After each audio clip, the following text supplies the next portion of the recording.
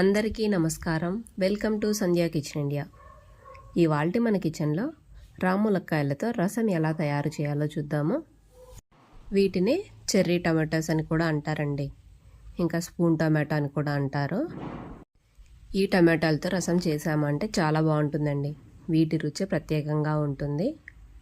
వీటినైతే మా వారికి వాళ్ళ ఫ్రెండ్ ఇచ్చారండి, వాళ్ళ పొలం దగ్గర మొక్కలు ఉన్నాయని చెప్పేసి. ఈ టమాటాలని ఇలా గుత్తులుగా తెంపుకొచ్చారండి.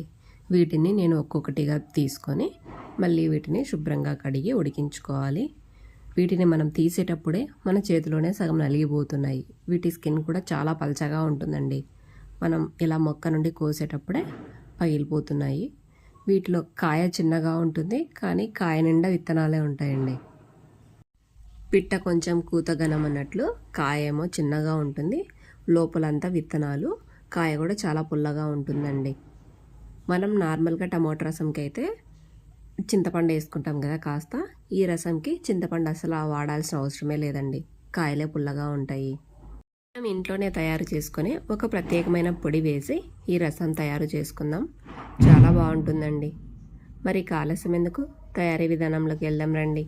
ఇలా ఈ టమోటాలన్నింటినీ పైన క్రౌన్ తీసేసి శుభ్రంగా కడిగి ఒక గ్లాస్ వాటర్ పోసి 2-3 నిమిషాల పాటు ఉడికించుకోవాలి. ఇవి చిన్న కాయలే కాబట్టి త్వరగా ఉడికిపోతాయి. ఇలా ఉడికించుకున్న టమాటాలని పూర్తిగా చల్లారే వరకు పక్కనుంచండి. టమాటాలు పూర్తిగా చల్లారాక మనం ఇలా చేత్తో నలిపేసుకోవాలండి. చేత్తో ఇలా నలిపినా కూడా ఈజీగా జ్యూస్ అంతా వచ్చేస్తుంది. ఇలా నలుపుకున్న తర్వాత ఈ జ్యూస్ని ఫిల్టర్ చేసుకోవాలి. మనం ఫిల్టర్ చేసేది ఉంటుంది కదండి, అందులో ఈ గుజ్జునంతా పోసి ఫిల్టర్ చేసుకొని ఆ సీడ్స్ అలాగే ఆ తొక్కలు తీసేయాలి. ఇలా మనం గుజ్జు తీసేటప్పుడే మరి కొద్దిగా వాటర్ని యాడ్ చేసుకుంటూ తీయండి. అప్పుడు ఇంకా ఆ గుజ్జులో ఏమైనా జ్యూస్ ఉన్నా మనకు వాటర్లో అంతా వచ్చేస్తుంది. ఇలా రసం అంతా తీసి పెట్టుకున్న తర్వాత ఇక తాలింపు వేసుకుందాం రండి. స్టవ్ పై గిన్నె పెట్టి 1 టేబుల్ స్పూన్ ఆయిల్ వేసుకోవాలి. ఆయిల్ హీట్ అయ్యాక 1/2 టీ స్పూన్ పోపు దినుసులు, ఒక ఎండుమిరపకాయ, కొద్దిగా కరివేపాకు, అలాగే ఒక చిన్న ఉల్లిపాయని సన్నగా కట్ చేసి వేసుకోవాలి.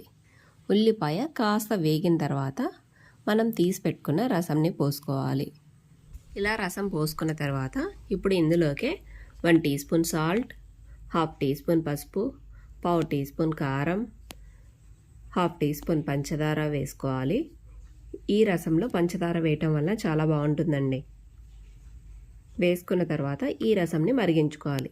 రసం మరిగేలోపు మనం ఇందుకు కావాల్సిన ఒక పౌడర్ని తయారు చేసుకుందాం రండి.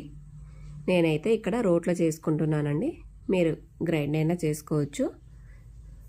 1 టీ స్పూన్ జీలకర్ర, 1/2 టీ స్పూన్ మిరియాలు వేసి మెత్తని పౌడర్లా దంచుకోవాలి.